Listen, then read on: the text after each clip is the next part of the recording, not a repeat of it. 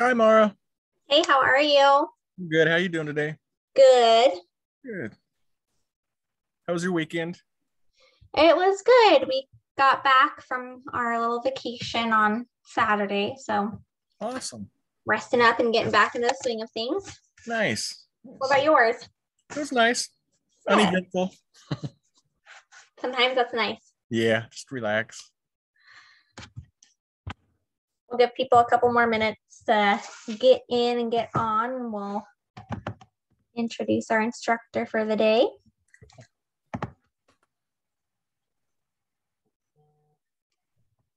Hey, Wiz. Hi. How's everybody doing? Good. How are you? Good. Good.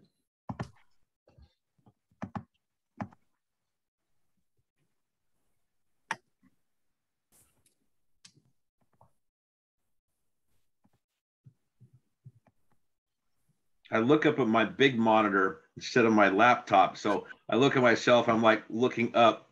It's just bizarre. It's a lot easier to see up there than down here. Real. So weird looking at ourselves anyway. It really is.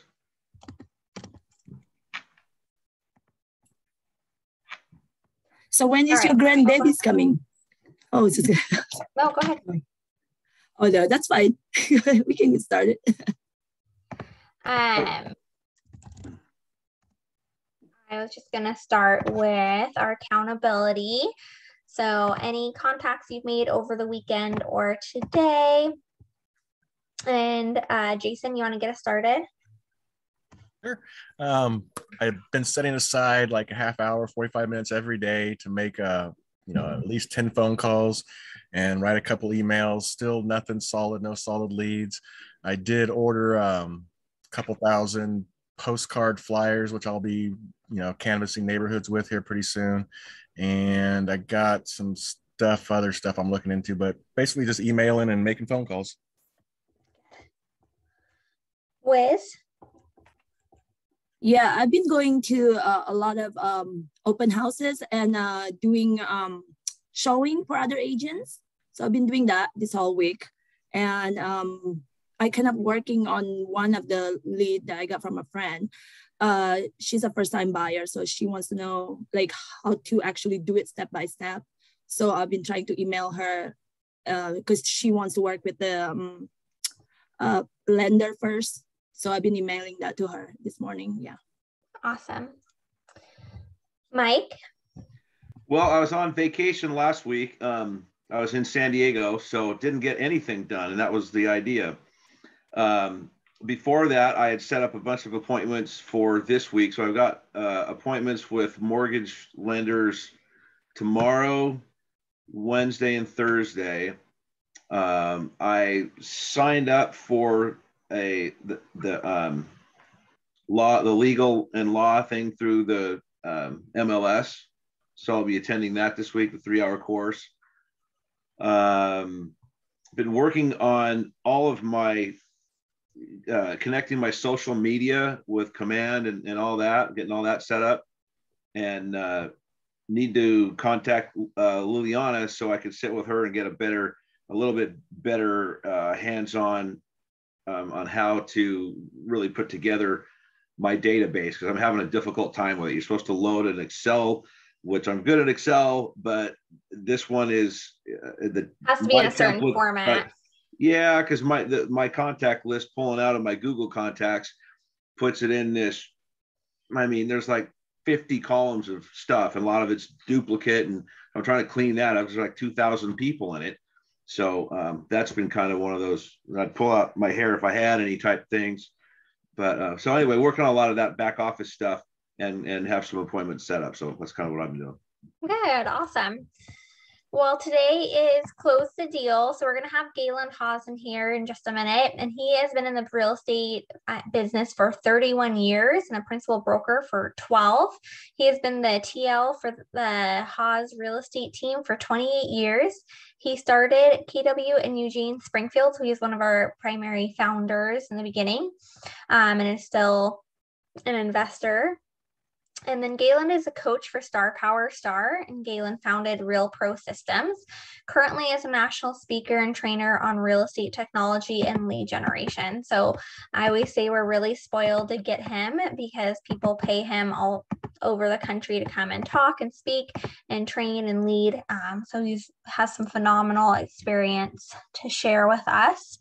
I'm going to shoot him a quick text.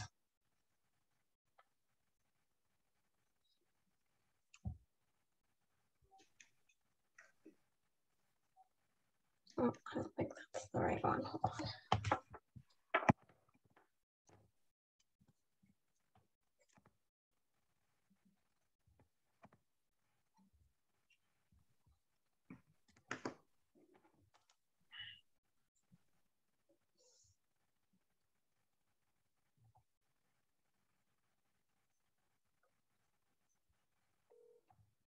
Thank you for calling.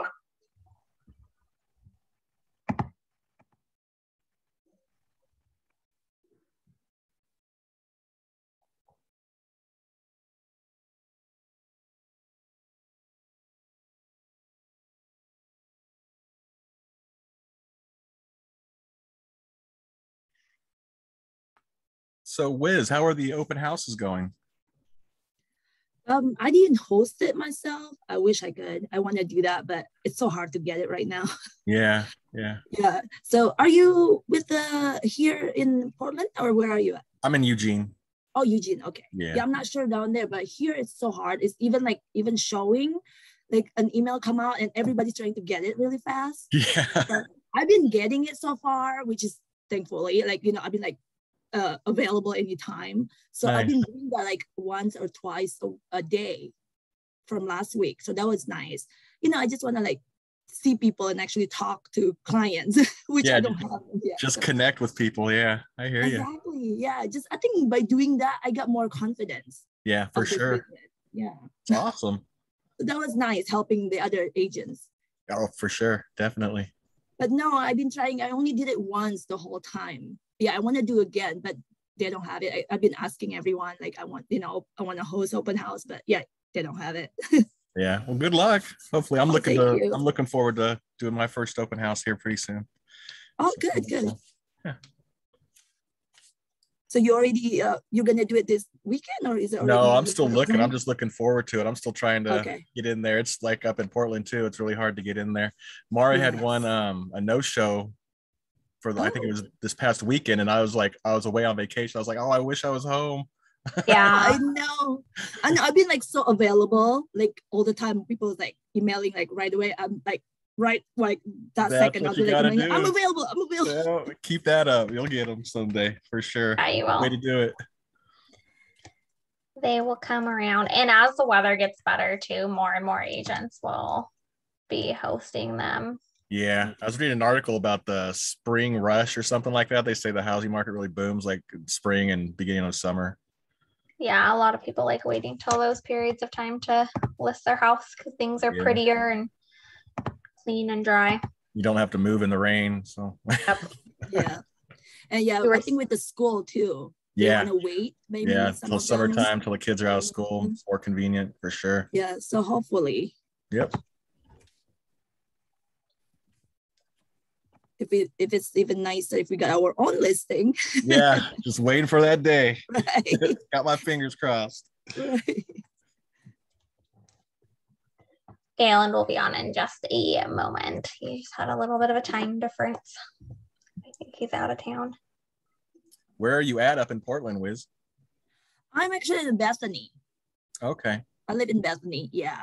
So it's pretty close, I guess, everywhere. I've been showing at St. Helen and Oregon City and Hillsboro and Portland. I've been just like going around. I'm like, I don't mind. No, I know. Yeah, I'm the same way. I'll go out to drive as far as I need to. So. Yes, yeah. And I've been actually looking at the new builds too. Yeah, so kind of like take videos of it. And that's been getting like a lot of attention. Nice. Like people keep asking like, oh, where is this? Like, how much is this? Like, because I just been going through that and then, because it looks nice. So yeah, for sure. Kind of like, oh, that's so pretty. Like, I said, yeah, it's this much. Yeah. So I've been making friends with those agents. Nice. All we need is just more clients, I guess. Yep. So Mara, do you know anything about like the new like subdivisions that go up with? Do they have like their own realtor who is specifically selling their homes that are being built, or? A lot of the major ones do, like Hayden Homes has specific agents that just work for Hayden Homes. And most larger productions will. Bruce Weicker, when he is doing a little bit of a like subdivision, he has an agent that he works with that kind of lists those all for him, coordinates things. The smaller ones don't always have that same go-to person, but usually the big ones will indicate someone. Like Josh Cooley has the subdivision up off of Ayers in North Gillum for a builder that he's been working on this past couple of years. It'd be nice to have a friend who was a developer who's building. Totally, yeah. Good relationships to build.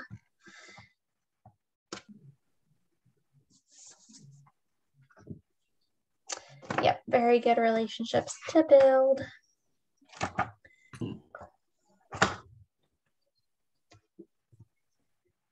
Yeah, Stephanie Coates did one in Cresswell.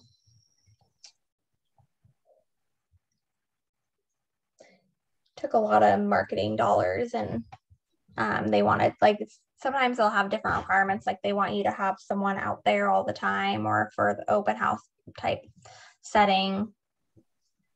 That can be difficult, but yeah, that makes sense. Yeah, Don Lulay here in Salem will usually have a model house, and then he'll have his main realtor set up an office in the model house, and she'll handle all the houses. Some other developers will just sell the lots, and then whoever builds on those, then will hire their own realtors. Yeah, exactly.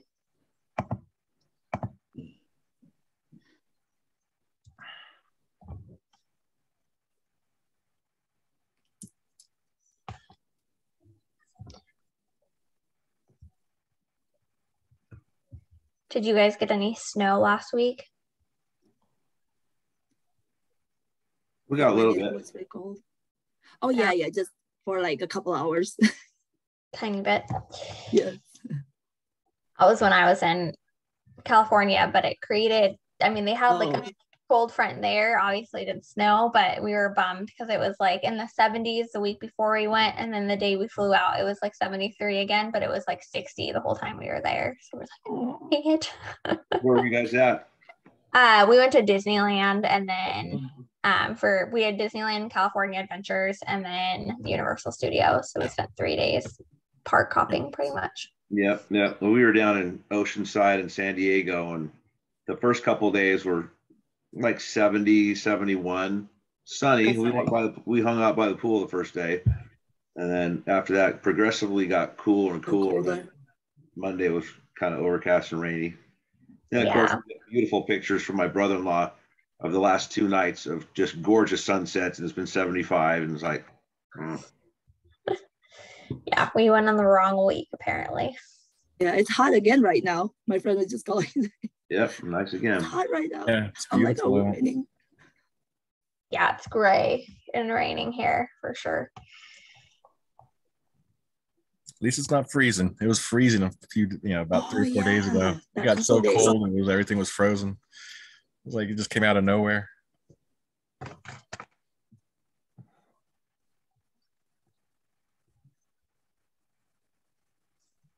Yeah, hopefully the spring weather is coming. I think it's going to be a beautiful spring.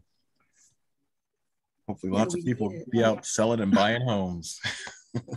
I know.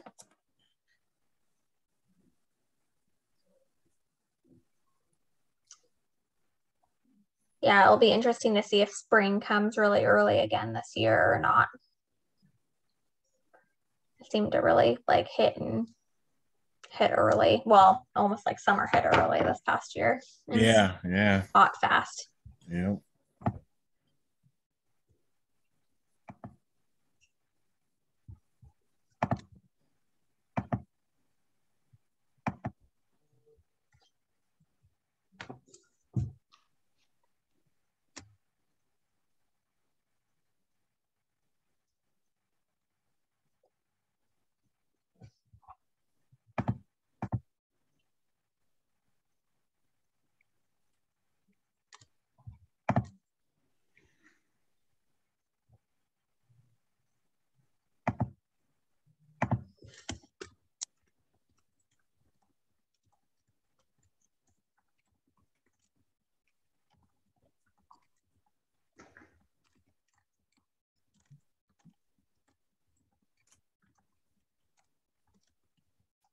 So make a note on your calendars, guys, too, that we're not going to have class on the 7th.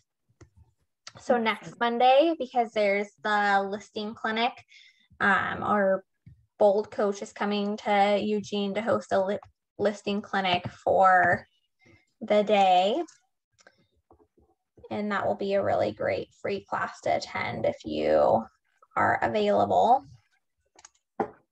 And then the Monday's class is just going to get pushed to Wednesday.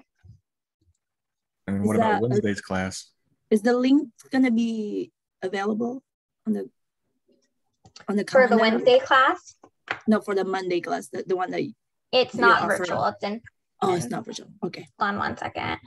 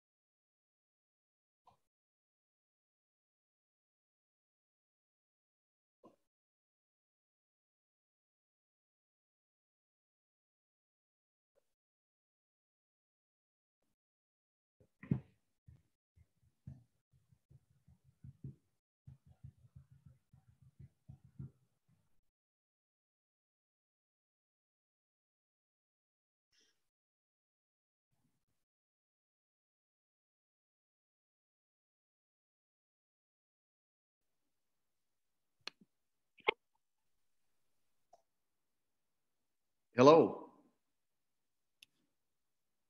Hello. All right. So can everybody hear me? I Yes. can. Yep. Okay. Sorry about that. I was a little bit late because I'm out of town and I had my time schedule set up or mixed up a little bit. And then on top of that, I couldn't get in. So Mara just helped me get in. So how's everybody doing today? Good, good. How are you doing? Good. So just before we get started, I'm just going to kind of go through a couple different things. So I kind of want to get a little bit of an idea. Anybody have any questions from any of the past sessions that you've been in that we can start out with? Okay. So Mara, I can't see how many people are on the call. You have 4 plus me and you. 4 plus me and you. Okay. That was going to be a pretty intimate room today. All right. So anyway, what we're going to be talking about today is closing the deal. And so how many of you have finished homework from last time? Did you have any, Mara? We went over their accountability. One was and did like the check-in for contacts and stuff like that. Okay. So that's all they have to do is their 410 or 10-4. Okay, sounds good. All right, so I'm just going to kind of get myself organized here for a second. Just give me a sec here. I apologize. Okay, so how many of you have been actively doing lead generation? I've been trying. Trying, but I think slow. So what have you been doing? Emails, phone calls. I got some postcard flyers. Got a little Google ad out. Yeah, social media ads and contacting old friends. Okay, so so let's kind of start out a little bit. So because I'll get a little bit of background where you guys are at. So how many of you actively have a database set up that you can put your contacts into? Do all of you have that set up? Yeah, I do. Okay. Yeah. And do you regularly have any kind of a plan for every day putting new prospects into the database? We try. I mean, I tried. Okay. But sometimes not. I want to do it 10 a day, but by now it's kind of hard to do. Yeah. So your goal is 10 a day? Trying to, yes. But okay. So far I've been doing 2 or 3 in the last couple of days, couple of weeks. Yeah, actually this last week. Yeah. Okay. So here's, I'm going to give you a suggestion before we move any further. So you got your databases set up, you're doing lead generation. Number one, you want to make sure that you have it on your calendar that every single day you devote time to lead gen. Okay. So have you guys done any of that? Have you got a time specifically set up every single day on your calendar that's specifically just for lead generation? Yeah, I set aside at least every morning. All right, sounds good. So the other thing is, if you have a goal of 10, truthfully, I think, I mean, that's great. If you could do 10 a day, good grief, that's you're gonna grow a database extremely fast. I would be a little bit more realistic with it, and I would probably, if you're not hitting that 10, I would probably do more like 3 or 4 a day, because I think if you keep those goals a little bit more realistic, I think you're gonna feel a lot more success, and you're gonna feel a lot better with your efforts. Question: are you referring to adding 10 people to your database every day, or contacting 10 people from your database every day? Well, what were you thinking? Were you adding 10 or? Well, I'm trying to add 2,000 from a contact list already. Okay. Some are much warmer than others. Some would be mortgage brokers. Some would trying to leverage them for leads, and then others would be trying to find the actual prospect directly. And my problem that I've had, I explained this a little bit earlier, is my contact list from Google. When I export it, gives me about 50 columns of data, and a lot of it's duplicitous, and so I'm trying to massage that and put it together so I can put it into the Excel, which loads it into Command. Okay. So good. So, I mean, if you've already got a list, those truthfully are contacts you've already got, and you should be getting, and if you're using Command or whatever database program you're using, it's important that you get them into that one database where you can organize them and make contact, through that database for those contacts. But also you should be adding new people in every single day. So, and I don't know if you were talking about you were adding 10 a day or contacting 10 a day, but if you had a goal of adding 3 new prospects into that database every single day, that's 21 people a week. That's 84 people a month. Yeah, I'd be happy with that. The 10 seems unrealistic. Yeah, I mean, you can do that, but yeah, I think realistically, if you keep it to 3 or 4, you're going to feel, you're probably going to have a more realistic goal, and you're going to feel better about your accomplishments, because truthfully, it's not that hard to add 3 people. So, and you also mentioned the fact that, some of the things that you were doing to add people into that database. So there's a lot of different things you can do. One of them, of course, is going back through and just trying to think of every single person and of course putting them into your database, making contact with them, trying to get a phone number, email address, and a physical address. Also, you can go back through some of those contacts you've already got, and so maybe you only have a physical address for them and maybe a phone number, but go back through, call them, and try to get things like email addresses, and make sure you've got a mobile phone number, because once you got a mobile phone number, it now allows you to text. Okay, so those are things that you can do to really help make your database a really powerful tool, and something that's really going to generate a lot of business for you. So just having database and having names in the database is great, but the more powerful that database becomes with complete contact information, then the more efficient you can become with what you're doing. Setting that time aside every single day is an important part of that, of course, because if you don't do that, life gets in the way. And so I'm going to give you an example of something that I do. Is every single morning I have a 3-hour period set aside that's what I do, is I lead generate. And lead generation can take a lot of different things. It doesn't mean you're on the phone making phone calls. It can be sending out texts. It can be sending out postcards. It can be doing, like you mentioned, can be doing social media. Can be a lot of different things that you can use to generate leads. Okay, so let's talk a little bit, and I know I'm kind of going off script here a little bit from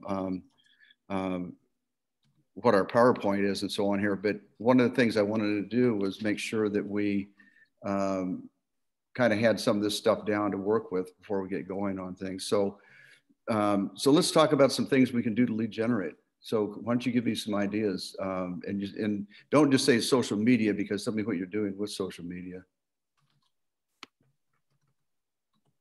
Send an ad through Messenger to your contacts. Okay. Or a request for some kind of an opt-in. Okay. Okay, there's a good one. I actually run a Facebook and Instagram ad, just a cheap one, just a $1 a day one, and actually been posting everything I do on my business ad on my business page, like everything, every time I go to the show people open house, and every time I help other agent, I've been posting those because most of my spheres are following me anyway. Okay. Okay, so you're, okay, so those are both good ones. So how about you guys do open houses? I've been trying to get one, but I've been just doing showing. So every time I do showing, I post it in there too. I know it's a little bit hard to do open houses right now. Yes. Yeah. I've been asking other agents. But anything you can do that is going to get you into a situation where you can get face to face with people or meet new people is going to help you with building that database. Okay. So any other ideas you got? Well, I come from the flipping investor side where I used to use data mining for people with equity who are facing life challenges, whether they be pre-foreclosure, work with probate attorneys and divorce attorneys for people who are going to need to sell their home because of those reasons, or they inherited a home they don't want. So those are some of the creative ways I've been using for the last several years, but looking for the retail business seems to be a little bit different fishing hole, if you will. Yeah. Okay. Okay. So any of you doing things like internet lead generation with any kind of buying leads or anything like that? I heard some people say don't do that yet on your first year. That's why I haven't done that. Yeah, I would agree with that. I'm just kind of checking to see if anybody. Yeah, because I talk to most agents and they all keep saying like, don't buy leads yet on your first year. Work on your spheres. Okay. So I've been following that. Good. Hey, Maura, I've lost my PowerPoint. Are you still on, Maura? She's still on, but I think she stepped up. Yeah. I don't know why I've lost my PowerPoint on my screen. I'm having all kinds of issues here today. Sorry about that. So what do you suggest? Don't buy leads then, unless? Well, that's a whole nother discussion that we could get into. So I don't want to go there today because yeah, I think it's a good idea to do it, but you have to do it correctly or you can waste a lot of money. So I was just kind of trying to get some different ideas on things you do. So here's some things that you want to be, I think, aware of. Again, if you've lived in a community for a while, you know people that you've been around, maybe you went to school with them, maybe you worked with them in other jobs, things like that. So try to think of everybody that you can, put them in your database. The other thing is, I think is really important, and I look back through my real estate career, and I can tell you that a ton of the business I've done, a lot of the relationships I built were being involved with other things in the community. So community involvement, anywhere you can get into groups of people, maybe it's coaching a sports team, or maybe it's just even going to sports events with your kids and so on. Maybe it's joining some kind of a civic group or anything like that you can get into a group of people, a church group, anything like that, where you get into a circle of people where you start building relationships with people. Those are huge. And I know that I had 3 kids, and I spent a lot of time when they were growing up, both coaching and going to their sporting events. I can't tell you how much of my real estate, I've been in real estate for 30 years. Hi, my lovely. This is Laura Smith. How are you? Good. How are you doing, Laura? Oh, I'm sorry. I thought I was on mute. You might, well, we hear you. So you're probably not on mute. So anyway, joining those civic groups and so on are huge parts of things that you can do, you know, again, to build a relationship. So you might start thinking about things like that you can do that are going to get you out and get you in front of people that you could meet new people. And not only can you grow your database from that, but you start building relationships from that as well. So those are things that you can do as well. You know, I can think of things even at, you know, going to grocery store and you know, going to say Home Depot or whatever, you can build relationships there. It's the biggest thing is how many people, once they know you're a real estate agent, have questions about real estate. So the biggest thing is when you meet people, somehow let them know that you're a real estate agent, and probably 75% of the time it's going to develop into a conversation about real estate somewhere. So those are all things that you can do. And you know, growing that database is a huge part of you know, over time, of what's going to build your business. And I can take a look. I spend a lot of money on lead generation through things like Google AdWords and Facebook and all kinds of things like that. And I'm not saying you need to go there right now, but I can tell you that even today, 75% of my business comes out of my database. And the larger that database becomes, the more business you're going to develop from it. So how many of you, have you got through the class here that's 33 Touch, where you're talking about what you're going to do with your database and getting in touch with them on a regular basis? Have you gone through that class yet? Yes, we have.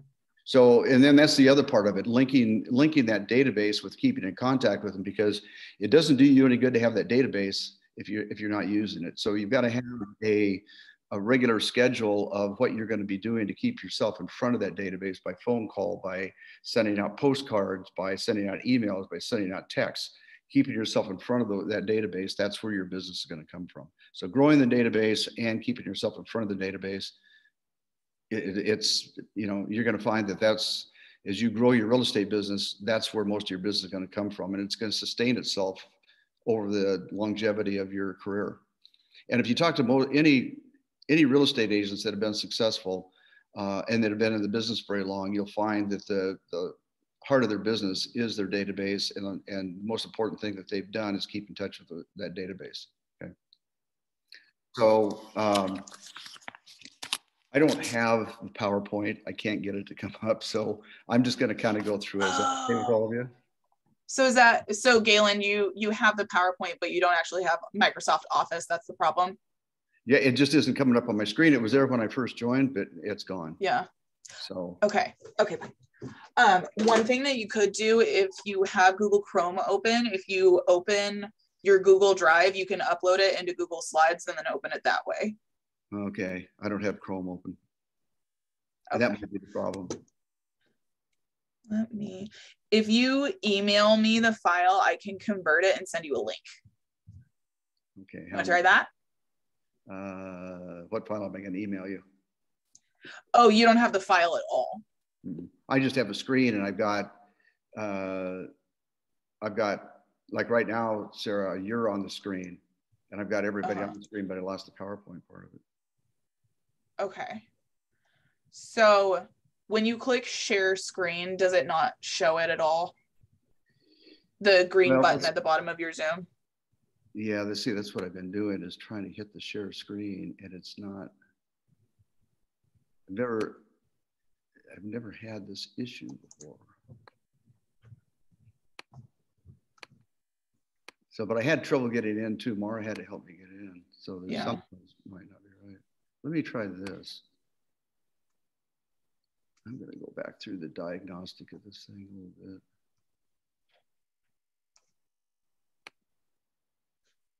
Yeah, it's not doing it. I don't know. There's something. I'm down in Phoenix, so I don't know if has anything to do with it or not. Interesting. Yeah, it's weird because it just shows that it started screen sharing, but it hasn't actually showed us anything yet. Yeah. Thank you for bearing with us, guys. We're going to get this figured out. it's actually not screen No worries. Yeah, that's very odd. Mara, what if you... Is your PowerPoint already in presenting mode, Galen? maybe X out of it. That's what I'm thinking. Don't close out of it all the way, but just close it so that you're not in presentation mode. And then try to share your screen.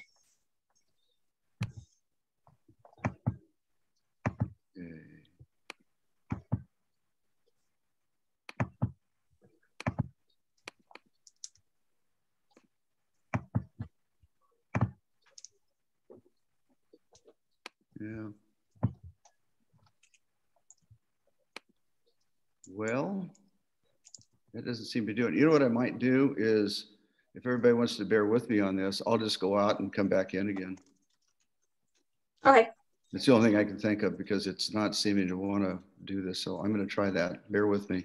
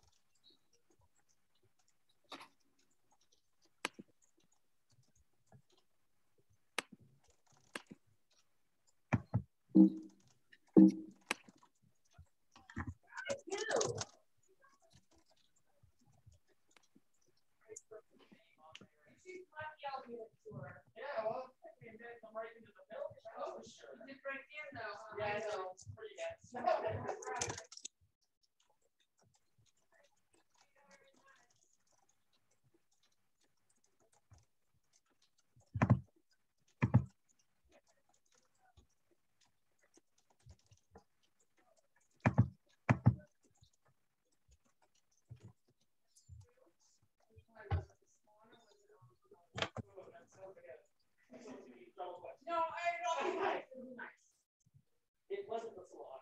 It wasn't okay. Well, yeah. Yeah, give it a hell. Yeah, thank you. I'm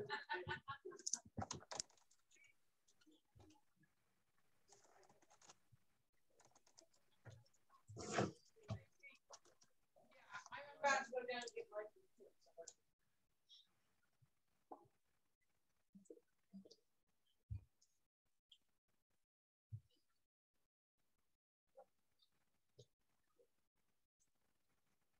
I look like I got beat up because my baby threw my phone at me and hit me in my lip, and it like busted my lip open.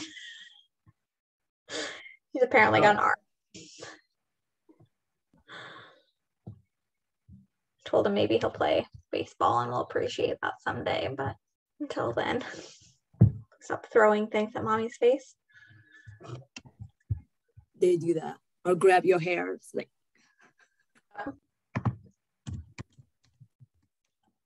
yeah, I was surprised how hard it was.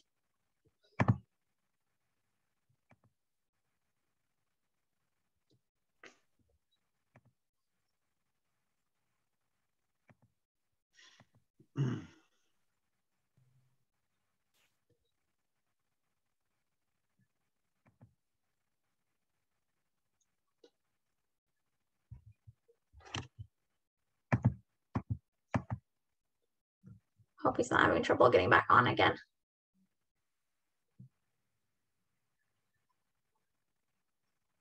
It shows me as the co-host and I don't have anybody in the waiting room. No, he was like, should be getting on the host way. So, although he could try just doing the link and I could just assign hosting to him.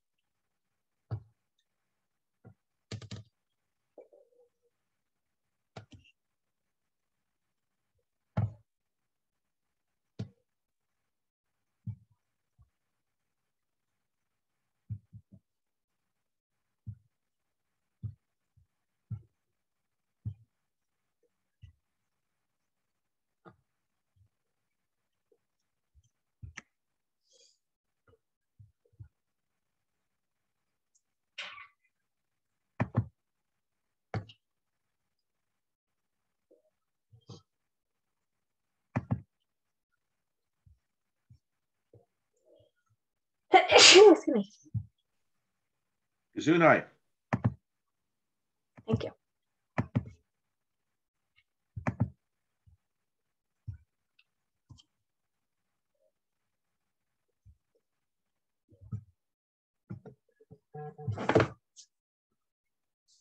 Hey, is it giving you trouble again?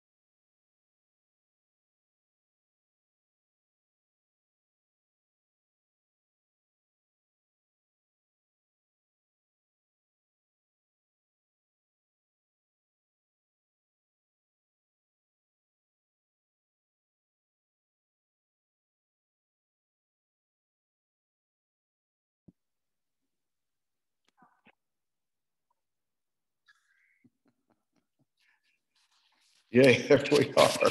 What a crazy deal.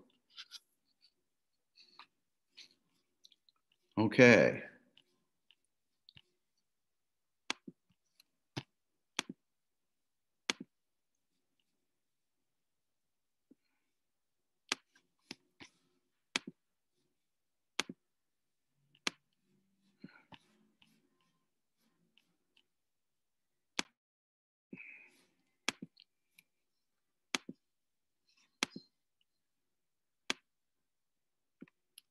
Mara?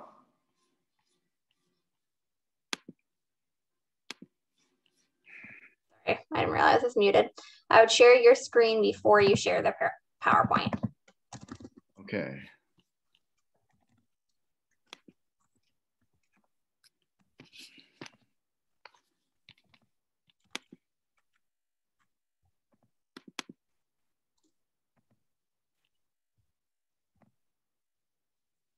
Okay, we've got the PowerPoint.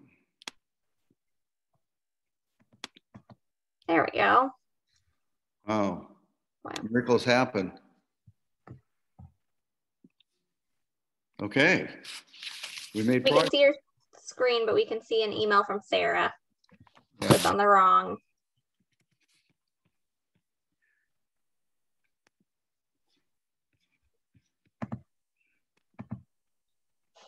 So when I hit share screen, unfortunately, it's not coming up with the PowerPoint.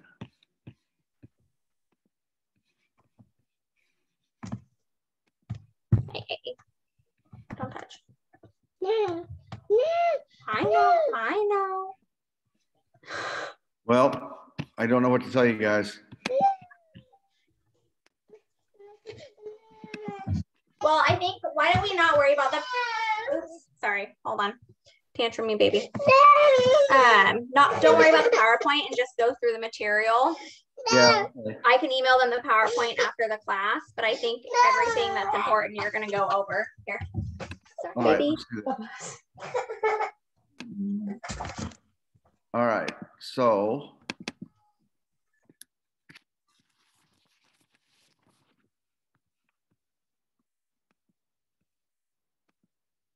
okay. Am I still there? Okay. So let's do that. I'm just going to go through the material, you guys. I know it'll be a little bit tough, but let's do that. So, okay, so we were talking about contacts and database.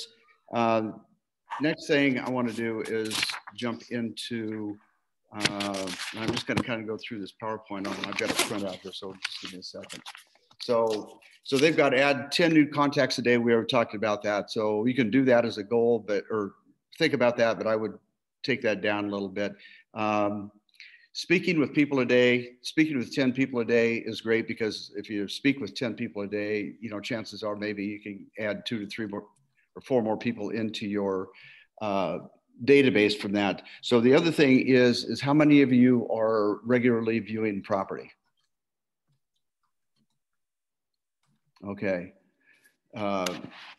So viewing property is another thing that's really important, and especially in the market we're in right now, it's a little bit of a tough deal because we don't have a lot of inventory, but knowing the inventory that's out there is really important. So anytime you've got a chance to view property, it's something that you still should be doing, even though it's a little bit more of a challenge. And in our PowerPoint, it says to preview 10 properties a week right now. That's probably going to be a little bit difficult just because of the number of properties out there. But even if you can get out and do 2 or 3, and what I try to do is focus on properties that might be those that are in a price range or area where you may have buyer interest or working with people on, or maybe even areas that you're wanting to do a lot of business in, because the more properties you view and you track those properties, you're going to become more of an expert on what's taking place with the market, and specifically, especially if you're looking in individual neighborhoods and so on, expert on those type of neighborhoods. So previewing and looking at properties, try to have that in your weekly calendar that you're doing that. And then how many of you have in your, jumping back to lead prospecting, how many of you are making calls and are when you're making your calls are scripted with what you're talking about? You know what you're going to be talking about when you make the call. Do you have any idea? I don't have a script. Okay.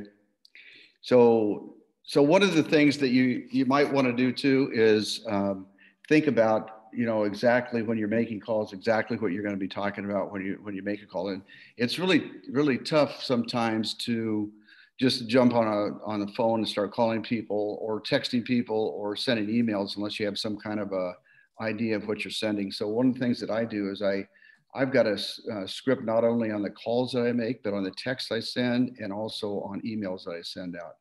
So calling, it's pretty easy to be text or to be scripted on those.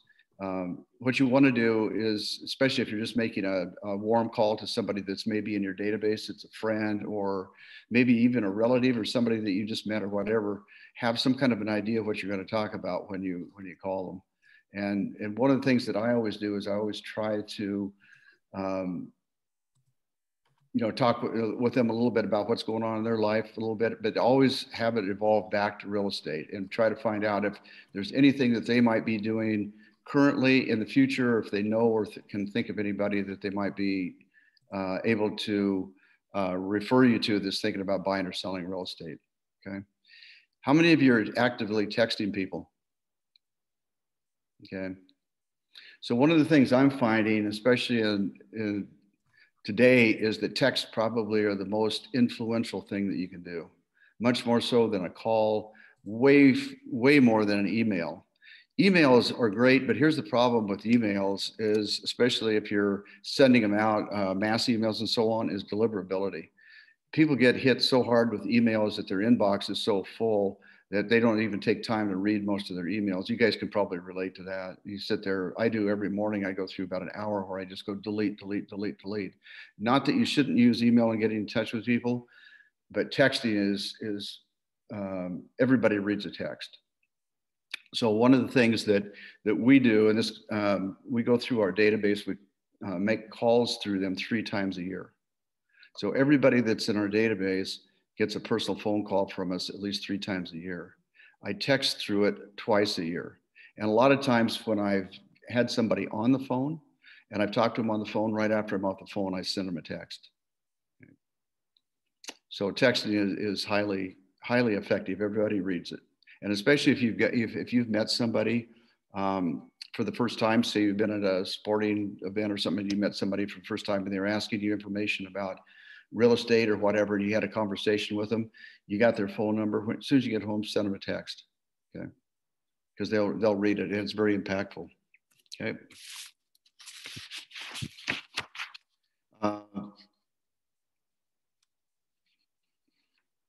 Hard to do this when you guys don't have visual, so I'm going to kind of read through this and try to pick the parts that I can have the most impact on, that we can just go through verbally this section. And they have their packet. Okay. So Okay. yeah, they have packets. Okay. Don't just drop your email in the chat and I can email it to you, but everyone should have a packet. Okay, perfect. Okay. So I'm just going through this other part of it too, just a sec here.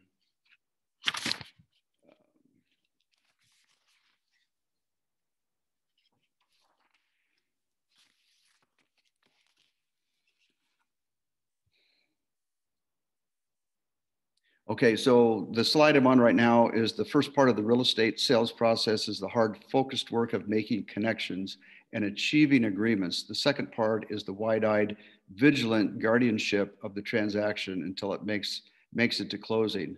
How top real estate agents tackle tough times. So having the lead and developing that lead into a client is one thing, and that's a huge process. But taking that to the next step of going out and actually finding them a property or selling their property is the next step. Then the next part of it, of course, is taking it all the way to closing. So the next slide says make it happen. Know the process. Systems equal success. Seize the golden opportunity and get paid. Of course, get paid is close of escrow. So let's kind of talk about this a little bit. So contract to close process. So once we've found them a property, once we have sold the property, we have the offer. The offer now, once the offer is in place, we present the offer, or the offer is presented. There's 3 different things that can happen. It can be rejected, it can be accepted, or there can be a counter offer. Now, how many of you have actually gone through the offer process already with a sale or a buyer? Okay.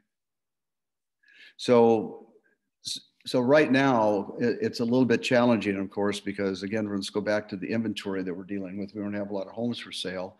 And in many cases right now, we have competitive situations. So you may have a listing that goes on the market, and you set a time, say 3 or 4 days that home's going to be on the market, and then you're going to look at offers.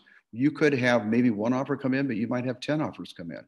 So the offer process is a lot more of a challenge right now than it has been in the past. And if you're representing a buyer, it's really a challenge, because you're going to be putting yourself into situations many times where you're competing against other offers.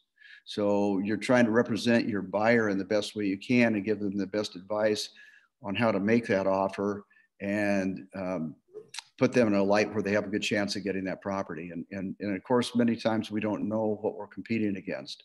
So we're doing things like escalation clauses and so on when we're making those offers.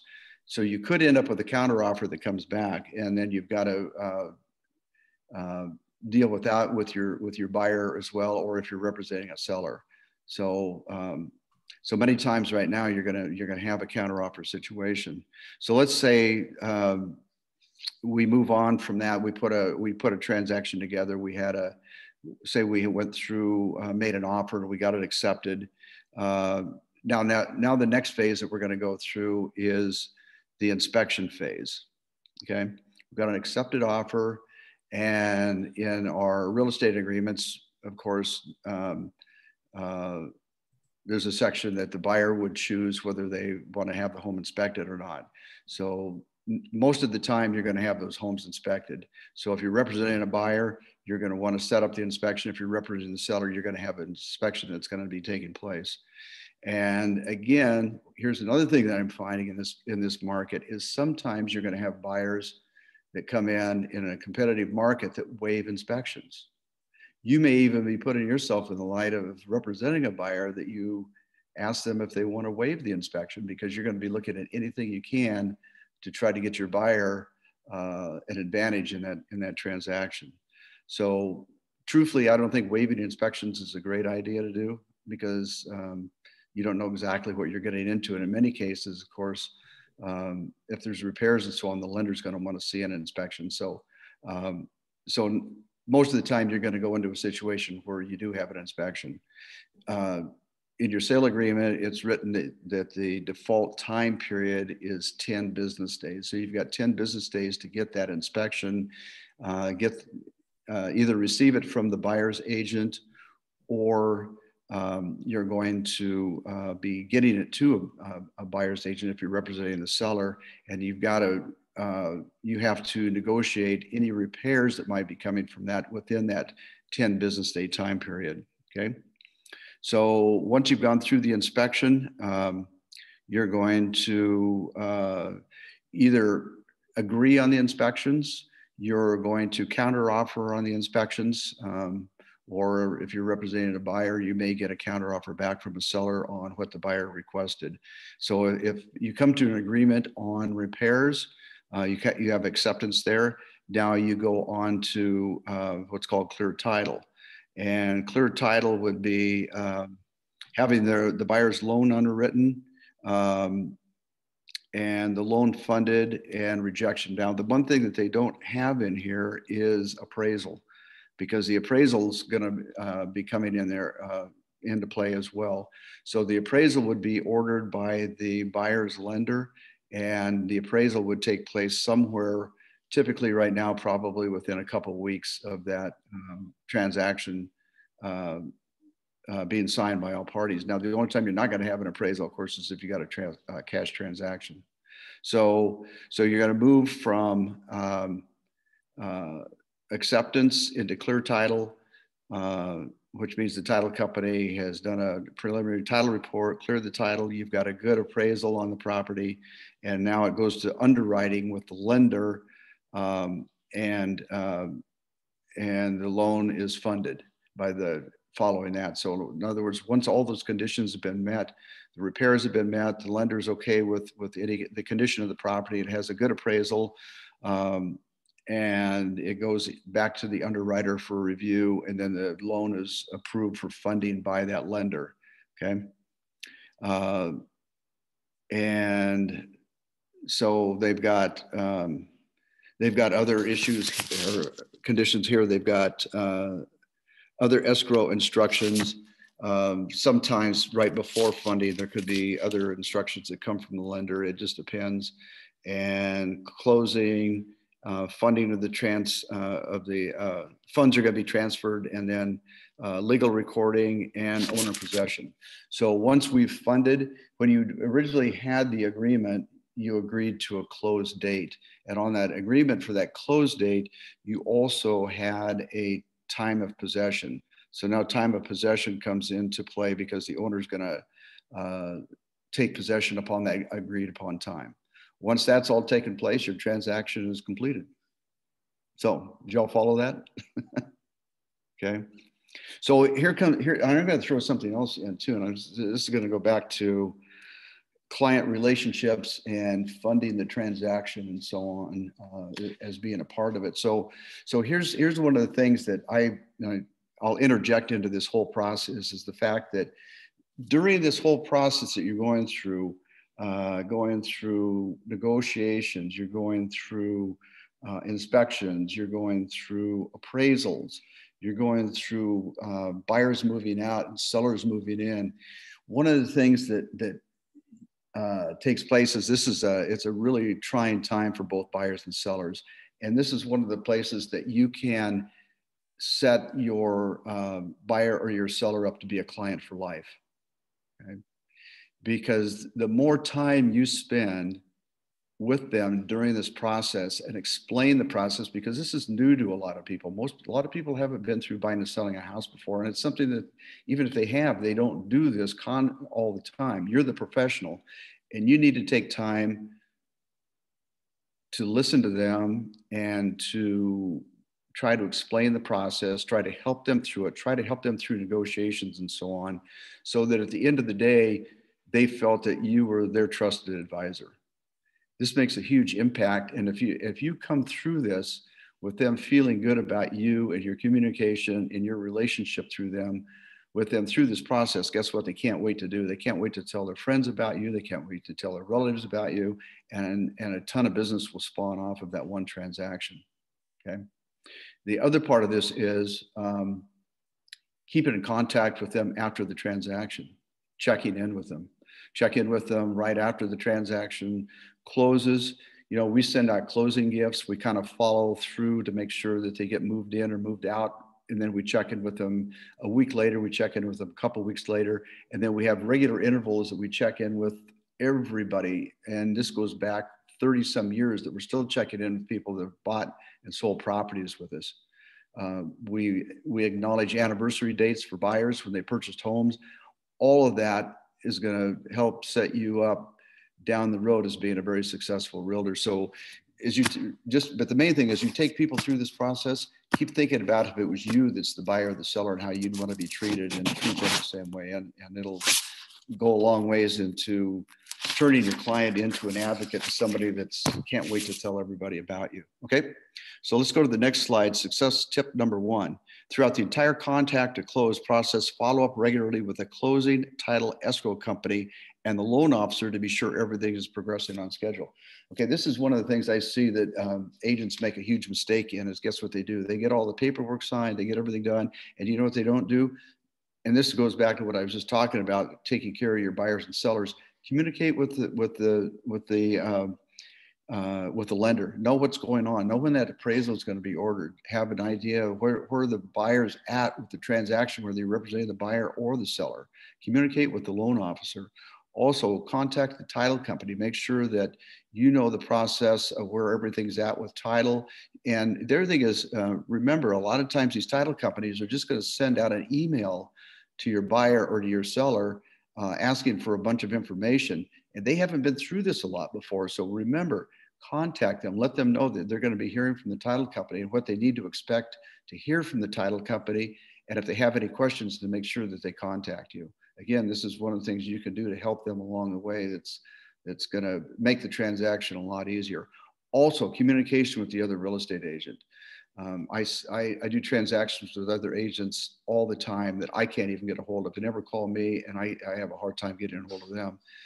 But I run them down because I want to communicate with them. I want to know what's going on, and make sure if they communicate with you that you get back to them, because having open communication with the lender, the title company, and the other agent is one of the things that's really important in making your transaction successful and making it easy for your buyer and seller. Okay. Success tip number 2, both agents should attend the closing to be a resource to their clients and to be sure items, keys, security codes, openers, providing access, security, and other and use of the property are turned over to the buyer. It's also a chance to thank your client and ask for referrals. Okay, this is what I was just talking about. But attending closings, it's huge. I go to every single one of my closings. If there's something that takes place that I can't go there, I have the other people on my team. I'll always have somebody attend the closing for me, but rarely does that happen. I usually try to schedule around so I'm at all closings. Being there at that closing table with your buyer or seller is huge. And this is where not only do you kind of seal your relationship with them, but also this gives you a great time to be able to ask them for referrals. Okay? If you've had a great transaction with them, just remind them that you're in real estate. The way you get most of your business is from referrals, and that you appreciate anybody that they know, relative, friend, or anybody that's thinking about buying or selling a house, that you give them your name. Give them a couple cards at a closing. And again, what I do is I always have a closing gift for them. We do a closing basket. In that closing basket, I've got a bunch of my cards. Okay. So those are things you want to think about, but don't skip closings. I know a lot of agents do that today, but I don't think it's a great idea. And I think it's, again, it just kind of seals the deal with your client. Closing checklists, buyer agent contract to close checklist, listed agent contract to close checklist. Okay, so I don't have all the paperwork here with me right now on the checklist, but I think you've got in your manual, you've got checklists for both a buyer's agent contract to close and a listed agent contract to close. So checklists are huge. There's so many different parts of a real estate transaction that it's easy to skip something.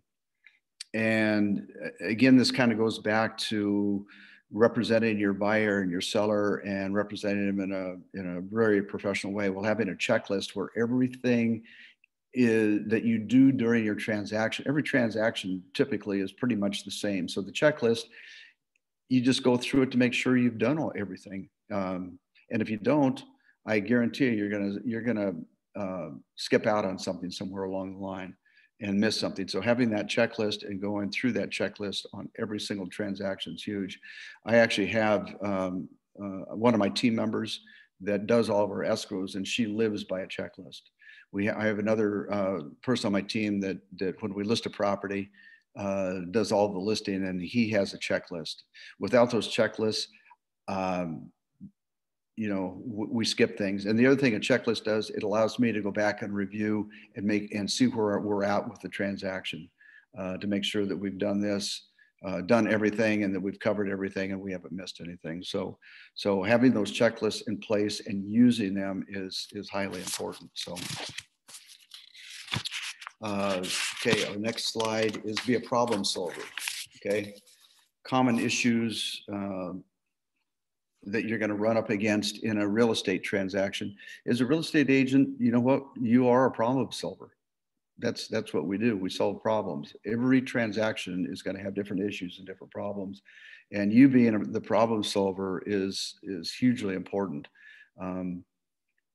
You're going to, like I was mentioning before, go through negotiations. You're going to deal with multiple different kinds of personalities and different kinds of situations. And knowing how to deal with those situations and knowing how to solve those problems is highly important. The other thing I'm going to throw into this, and I see too many times when I'm dealing with real estate agents, that they let their own emotions get into the transaction. Try not, it's hard, sometimes it's really hard to not have that happen, but try not to have your emotions be part of your transaction. Look at it as a business transaction. Try to keep your emotions out of it. You're going to be dealing with buyer and sellers with a lot of emotions, but try to keep your emotions out of it. So just always remember that you are a problem solver, and that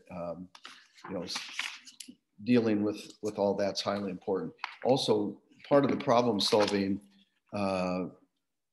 part of this goes back to what I was talking about, and that's having checklists.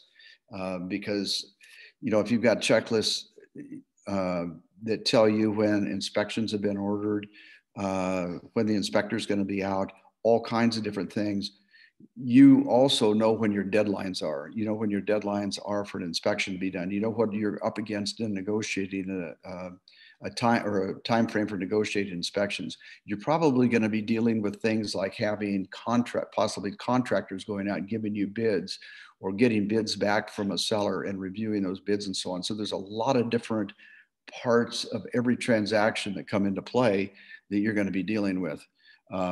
And a lot of times you're going to get an inspection. Some of these inspectors, I mean, I can't believe how much stuff they come up with.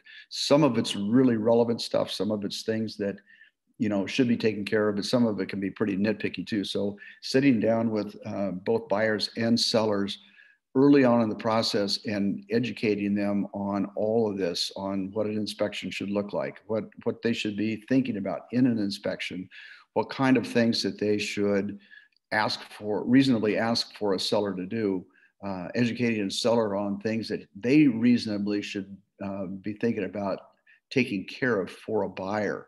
and so on.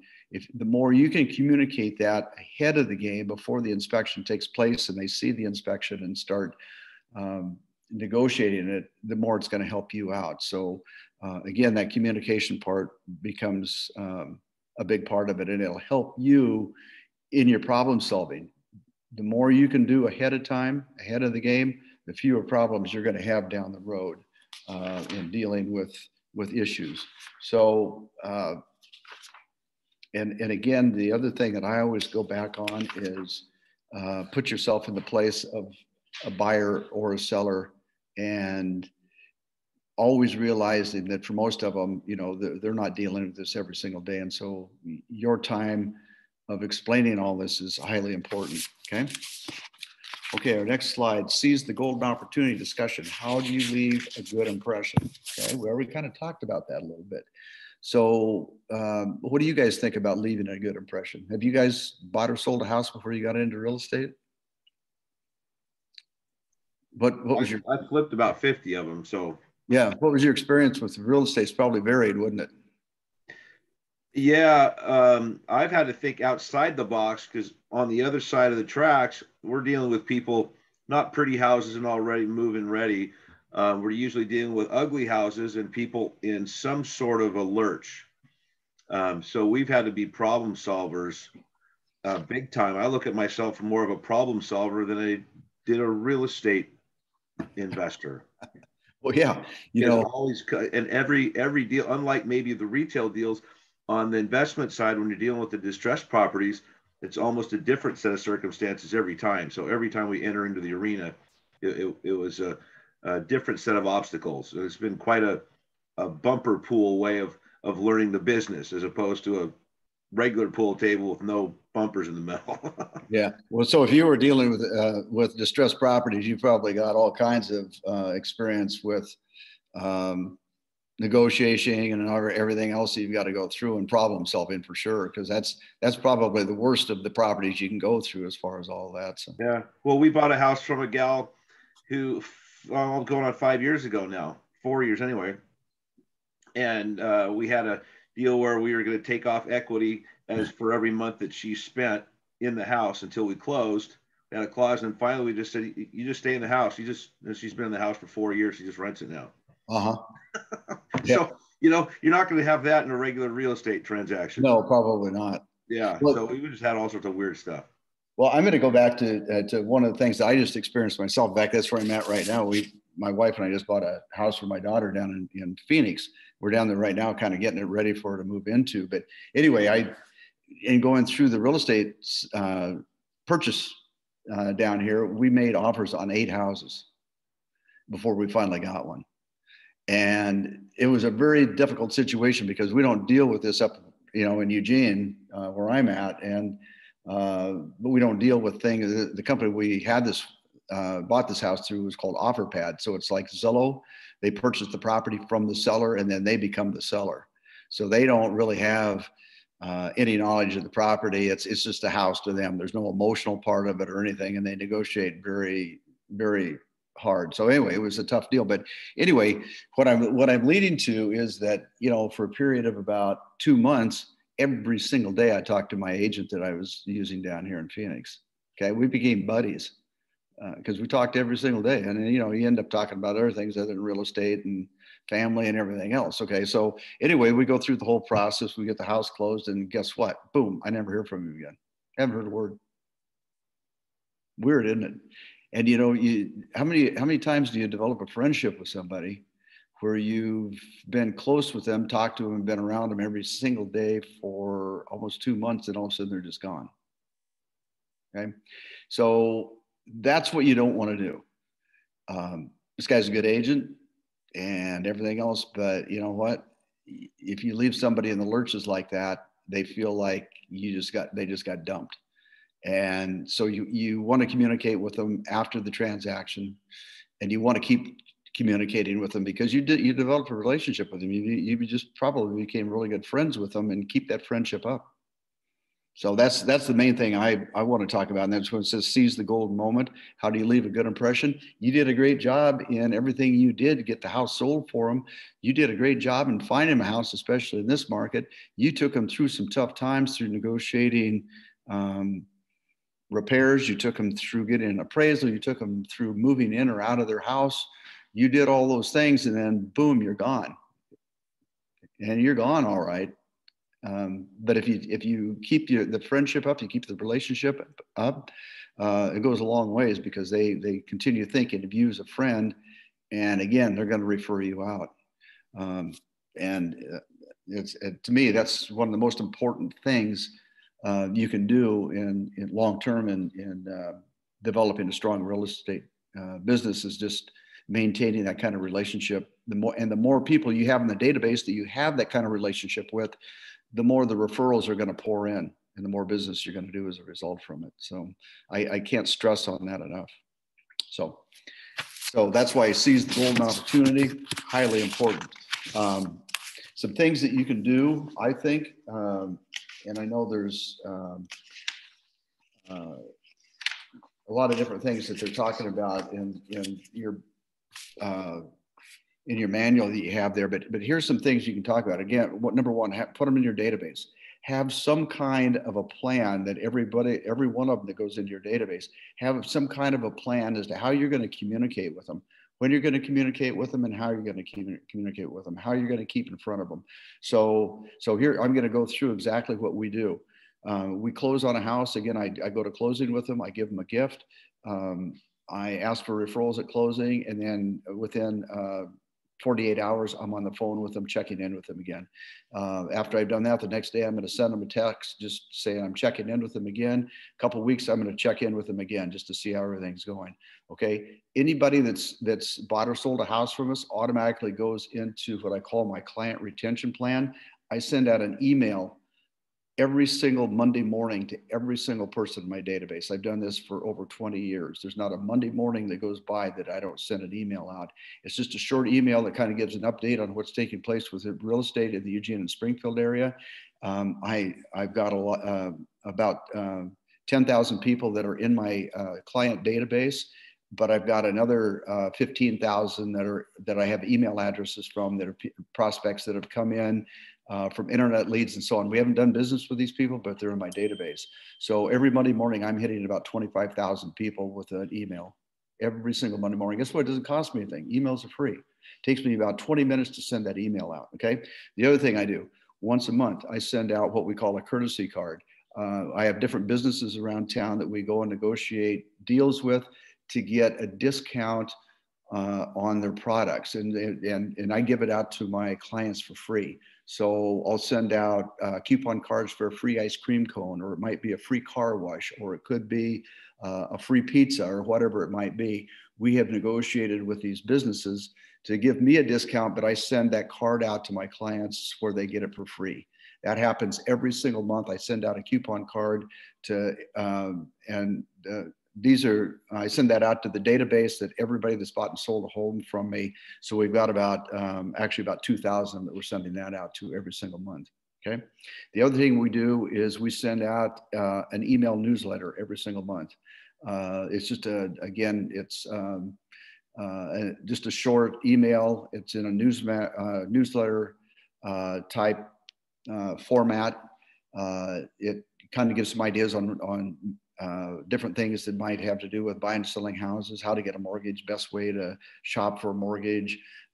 Could be just an update on what's taking place with real estate in the Eugene and Springfield area. It could be a lot of different things that go in there into that newsletter. Also, we put in there information of something that's going on with our team. So we keep it informational on real estate, but we also always throw something in there that relates back to us. And then we also send out that same newsletter once a month in a mail version. So we send it out by email, and then we send it out by direct mail. Okay. Then we also send out a postcard, and this goes out to that same database of all of our past clients. And this postcard, like the one we just sent out, is got a St. Patty's Day theme. So we come up with different ideas for this postcard. We send it out. So the result of this is I'm keeping in touch with everybody in my database 5 times every single month. And on top of that, we call through our database twice a year. We text through it, or 3 times a year, I'm sorry. We text through it twice a year. And the other thing that we do is we send out personal note cards. So if I run into one of my past clients at one of the Oregon football games, or I might see them at the grocery store, or wherever I might see them, I'll acknowledge that by writing out a personal note card and send to them. I try to send out at least, and I have all my team members do the same, we try to send out at least 3 personal note cards every single day. Highly impactful. Stop and think about how many times somebody takes the time to send you out a personal note card. Doesn't happen very often, does it? But when they do, does it have a good impact on you? Does me. I mean, it makes me feel pretty good about that person that they took the time to sit down and scratch out a note to me and send it to me. So personal note cards are huge. So what I do is we have a stack of these note cards.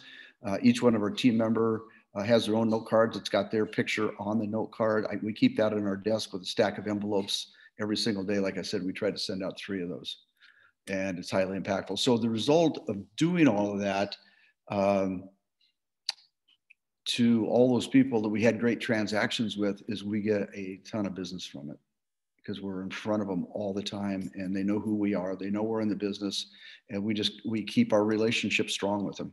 So, and if there's anything I can end you with today, it's that communication, both during the transaction and after the transaction, are highly important. And again, most successful agents, the ones that are have been highly successful, are doing something pretty similar. Okay. All right. Well, I apologize about all the difficulties we had with this today. I don't know what happened, but I apologize. So before I end today, is there anybody have any questions, anything I can help you with? Any questions that relate to what we talked about today, or anything else that you're dealing with your business that I might be able to help you out with? So this is not so much a question, although it might kind of turn into a question. I had a meeting with a mortgage broker last week, and then he sent me a personal video. He has a video system set up in his office. Yeah. And he sent me a personalized video that I got when I got back home, and I got a postcard about 2 days later, a little note card. And that was pretty cool. And yeah. I figured, and not only did it make an impression on me about him and make me feel good, but I see the value in it. So I just thought it was a nice personal touch. I've never had that from any professional meeting I've had before. Yeah, and it made a lasting impression, didn't it? It really did. Yeah. It really did. And he wants to dive deeper into the relationship. And our first meeting was really about getting to know one another. Yeah. And we struck so many other personal connections that the real estate was hardly even talked about. I think that was kind of the goal, was a little bit more discovery of one another and build a deeper relationship. And I think that doing that, we will be more top of mind with one another. And so I just saw a lot of value in that. Well, you know, it's just like, you know, when a buyer walks into a house for the first time, they formulate most of their impression on that house when they walk through the front door, right? It's the same thing with you, with one of your clients. They're going to formulate their impression on you on that first meeting, and it's going to be lasting. And so it's really important, you know, during that first meeting, and all through, like we were talking about, through the whole transaction, everything, to do exactly that, communicate with them and everything. But, you know, going back to the personal note cards, one of the things I do is if I meet with somebody on listing their house, or we have a buyer consultation, again, we throw out that personal note card as soon as I leave their house. First thing I do is I go back to my office, scratch out that card, and it goes in the mail. I can't tell you how many listings I've got from doing that, because they might be meeting with 2 or 3 other agents, and 9 times out of 10, I'm the only agent that does that. I'm going to tell you another little thing that that we do that is gold, and that is when we have a seller, we represent the seller in a transaction. We take the buyer for that transaction that was represented by another agent and we adopt them. They go right into my database and we start communicating with them. They start getting the note cards, they start getting the emails, because guess what? 90% of the time, the other agent does not do that. And I've got buyers that have bought my listings that call me years down the road that think I'm the one that sold them the house. I didn't sell them the house, it was my listing, but we did such a great job of keeping in touch with them. They forgot all about the other agent and thought we represented them as a buyer. So we do a ton of business out of doing that. And so don't ever forget about the fact that the other agents probably aren't going to do a good job, and don't be afraid to adopt their buyers when they come in and buy your listing. Okay. So, yeah, and to go back what you were talking about, you know, when again to this transaction we just closed in Arizona, I never heard from my other agent, but the loan officer that I met or that I used down here in Arizona, about a week after we closed on the house, I came home and my wife said, "Hey, we've got this box of crumble cookies that just got delivered to us from Harold." So Harold, my loan officer down here, sent me a box of crumble cookies, sent me an email, and has called me a couple times since, just checking in on us. So guess what? My loan officer, Harold, did a pretty darn good job, and I'll tell everybody about Harold. He did a good job using him down here, communicated with me, and then followed up. All it takes. I won't forget about Harold. So, okay. Anything else might help any of you with? Okay. A lot of your stuff very insightful, man. It's awesome. I appreciate your time today. Yeah, I just again, I'm sorry we had a few hiccups here, but no worries. Yeah. So anyway, I'm glad you're all there. Thanks for hanging in on this thing with me, and hopefully, you guys have very successful careers ahead of you. Thank you, Galen. Have a great day. Thank you. Thanks for being. Thank you. If you can't make any Ducks games, let me know. Well, yeah. Hopefully, we have a good season this year. We're hoping so. Yeah. All right. Thank you for coming. Thanks for everything. Nice to talk with you. Yeah. Good talking with you. Bye-bye.